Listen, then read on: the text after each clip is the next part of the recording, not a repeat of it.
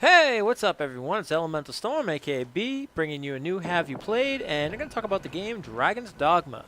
Dragon's Dogma is a fantasy action RPG.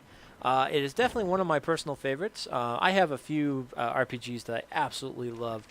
Witcher 2 is amazing story-wise. Skyrim is just amazing with all the stuff you can do, and of course all the features.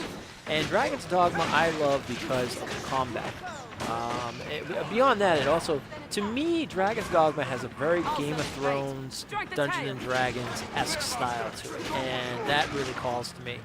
I love the combat because the fact is you can climb monsters, and that is really cool. It makes the tactics really interesting. Like, you can pretty much, if you're fighting like a Cyclops that has a helmet on his head, you can pretty much climb up to the back of his helmet and try to get it so he'll grab you, and instead he grabs the helmet, takes it off, then he gets all confused, and you can strike him in his eye, and it's a load of fun. So let's get into it. So Dragon's Dogma was released back in 2012, and it is made by Capcom, made by the makers of Resident Evil 4 and Devil May Cry 4. It is an open world RPG. It is a new game plus plus plus plus plus. Game never ends, basically. Has a hard mode. It also has a what is that they call it? What is the speedrun mode? So to see how fast you can get through, and you can actually get rewarded for doing that too. And then there's also another kind of mode too. I forget what it's called, but there was something else beyond that as well. It is a single-player game. It's for the Xbox and the PlayStation. You can also get a trial, I believe, off of Xbox Live or PlayStation Network, or even just PlayStation in general. I don't know the setup of that because right now I don't have a PlayStation. PlayStation 4, can't wait. Woohoo! Anyway, let's get right back into this. So the style is, or the storyline is, you are the Arisen. You're kind of the chosen character.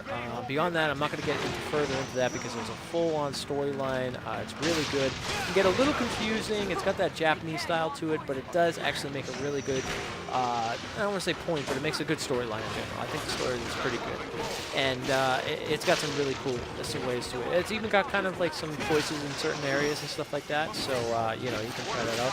It has different classes. You have your straight out like warrior tank type deal, and like basically what you do is you start out with either three classic classes. You have your warrior. I don't forget if they call the warrior. It's actually, I'm sorry, it's a fighter, a mage, and a strider. Strider's kind of like a rogue. It's more the agility type. Definitely really good at climbing monsters, things like that. But then from there, you can branch out. So it has like subclasses. You can get into stuff like a magic archer to a full-on sorcerer. One of the really good ones is a Mystic Knight, where basically you get this big shield and you can actually, it's kind of like a fighter mage put together and stuff. Really, I recommend that. It's a lot of fun. Beyond that, let's see. It is a huge world, a lot of diversity. You have forest, you have you know, lakes, graveyards, tombs, dungeons, castles, fortresses, the whole 9 yards. Oh, and then beyond that, you have sort of a multiplayer aspect. Now, let me explain how that works. What basically it is like I was saying, you are the Arisen, but you are able to summon pawns. You start out with a main pawn. That's when you customize all yourself, male, female. You can even do like green skin, make it look like an orc, however you want to do it. But then beyond that, you go to a summoning stone, and you can just run around also just doing your pawn too.